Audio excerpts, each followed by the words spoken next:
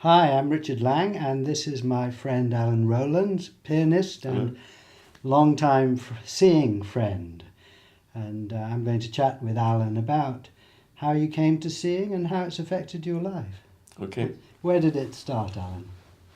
It was in 1971, and it really came out of my intense interest in Krishnamurti, whom I'd heard talk in London in 1966, seemingly by accident, although it was obviously a turning point in my life, because I was quite a troubled young man at that time. So you were searching for something? I certainly was, yes. Right. And I thought I'd never heard such wisdom and intelligence coming from a human being in the whole of my life. And I became very involved in the formation of Brockwood Park School in 1969 and taught piano there. And was all that time deeply interested in what Krishnamurti had to say and what he was writing, and I went to every possible talk that he gave.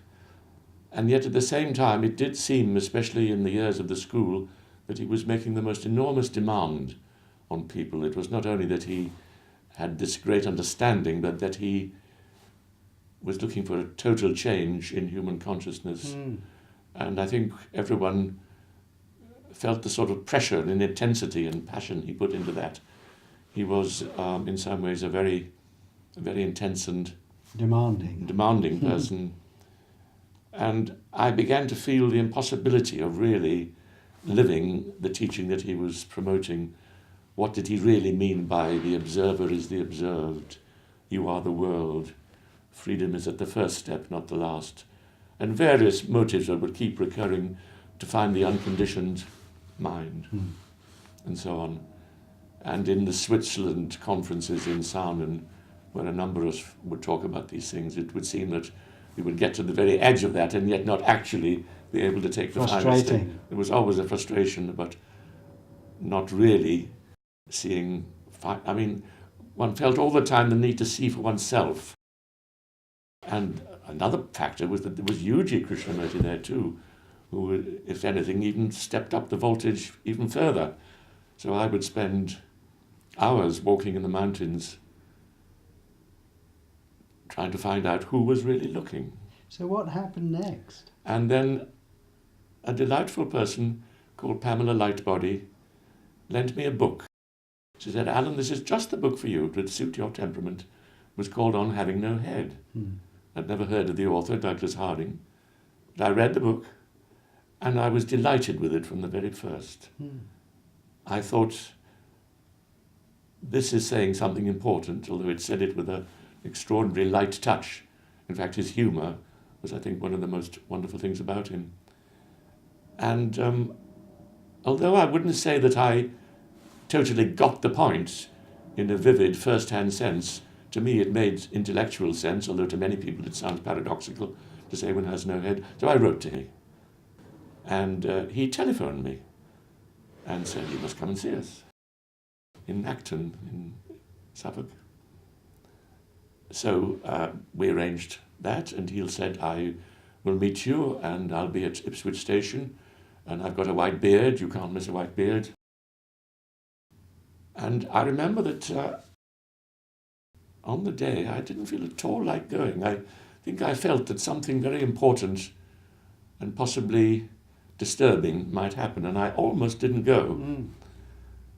But I did go, and when I got to the platform at Ipswich, there was no white beard, but there were some ladies, two ladies, or sometimes I say it's three, because I always get confused with the Three Ladies in the Magic Flute by Mozart, who are agencies of a higher power, you know. But I think actually it was two, and I think you know who they were. Yes. And they took me off in the car and harangued me unceasingly about seeing and how wonderful it was. Also, with the assumption that I had already got it for myself, which I hadn't. So I felt very sort of harassed and uncomfortable, as if it was assumed that I saw something which in fact I didn't see. And then I met Douglas, who was quite a majestic personality. And I remember before long he said, "I think we must put Alan in the ritual paper back," and did so. and it scared me stiff. The tube, face to no face. The paper tube, yes. Yes. And I remember that it was a bit too large, and he had his hand under my chin, keeping it closed, and I was thinking, oh, what is he doing to me? What is this? Is it some kind of hypnosis? Strange man. And I didn't get it. Or at least I thought I didn't. But what happened was that when I tried to go to sleep that night, I couldn't, because I kept having that dream in which you feel that you're falling and you wake up just in time to save yourself. It happened over and over again. And I almost felt afraid to go to sleep, not knowing whether I'd be there when I woke up. And in the morning, one of these ladies brought me a cup of tea and went on about it again. I thought, well, really, she will not leave me alone, and I'm only half awake. And we had breakfast, and then, fortunately, somebody said, let's go for a walk. And I was so pleased to get out of the house, because I'd felt this atmosphere somewhat oppressive. And we sat down in a group, I think there were 4 or 5 people, on the bank of the River Orwell, one of those sunny banks. It was a lovely sunny day. And this lady, who wouldn't leave me alone, started again, and she said, Alan, you know, do look down at your body and see whether it really has got a head. You really haven't looked up to now. And I did. I looked at this. And quite suddenly, it burst upon me that there was nothing above here.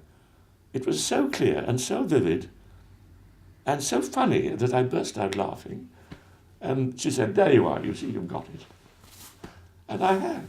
How wonderful. It was one of the most releasing moments of my whole life, I think, because at last I felt that I saw a fundamental truth about myself for myself. Yes. Not under the influence of somebody, Yeah. not as a result of a teaching or a tradition or anything like that. And it's been clear ever since. So how has it affected your And life, this is, Alan? and now it's a jolly long time. That's 40 years ago. I mean, and when I went back to the house, people were already saying how different I was, because I had been pretty shy and withdrawn, and already sharing this with people who were arriving later in the day. How has it affected my life? Well, first of all, I'm a very visual person, and there has always been quite a strong visual aspect. This is hard to describe, because in a sense nothing has changed, and yet there is a change. One thing I might say is that when I look around a room like this and see the objects, the chairs, the furniture, the flowers, the books, it all seems extraordinarily right. Everything is in its place. It's rather as though one were looking at a beautiful still life painting, where although what you look at is perfectly commonplace, you suddenly realize the perfection or even miraculousness of what you see. And why do you think that is in terms of looking from the emptiness? Well, I don't know. you don't know. It's just something, I had noticed it a bit in my life before, when one had particularly deep philosophical discussions, often late in the night, when suddenly there'd be a sense of quietness and silence in the room, and the very objects that one was looking at seemed to be speaking to one in that silence. And then out of doors, on buses, in traffic, it sometimes seems to me as though I'm watching a very well-rehearsed play. The traffic is moving, it's coming and going, and the people are walking to the left and walking to the right and interacting. It's like watching a stage in action of something which has been exquisitely rehearsed right down to the last detail. It's all absolutely right as it is, and you just watch it. And you're watching out of this emptiness. And it just takes place. And there's a sense of absolute perfection.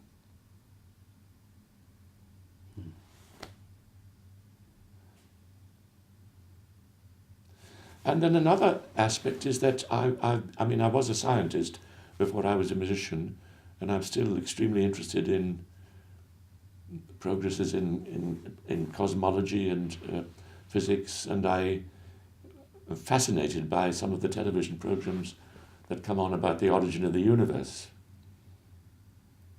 And there's been one recently called Everything and Nothing. And I notice that physicists and cosmologists are now increasingly talking about the infinite potential of nothingness. And people like Stephen Hawking have already said that they think that the whole thing came into being out of nothing. Although they still use the past tense. Right. They talk about the Big Bang happened 13.5 billion years ago. And I feel that the seeing that we're discussing, headless seeing, the whole manifested world is emerging constantly, all the time, out of this nothingness, which is the essence of oneself. So in a sense, there's a perpetual and ongoing Big Bang. And I feel fascinated too by the sense that the fundamental factor of the universe is not matter, but consciousness. Consciousness in the sense of awareness. And that is not an emergent quality coming about over eons of time through evolutionary change, but the most fundamental property of the universe from which everything else manifests. Seeing has obviously thrilled you and inspired you and Yes, touched you very deeply. it's true. Yes. It's become the center of my existence. Yes. And again, language is deceptive. I mean, one says my existence or my awareness, but it's not. No. There is no personality or person attached. It's not coming out of a person. No. What there is of the person, what one sees or imagines, one might think of one third personhood, can only be viewed in the light of this fundamental awareness, which is in itself entirely without characteristic or quality. In fact, this seeing is a perfect gateway into non-duality. People like Ramana Maharshi or the insights of Zen, which made sense to me the moment I understood this seeing. I mean, it's quite remarkable how one could read these things which before seemed so hard to understand, and then they become as clear as daylight. Well, thank you, Alan. Thank you very much. Lovely to chat with you. Welcome.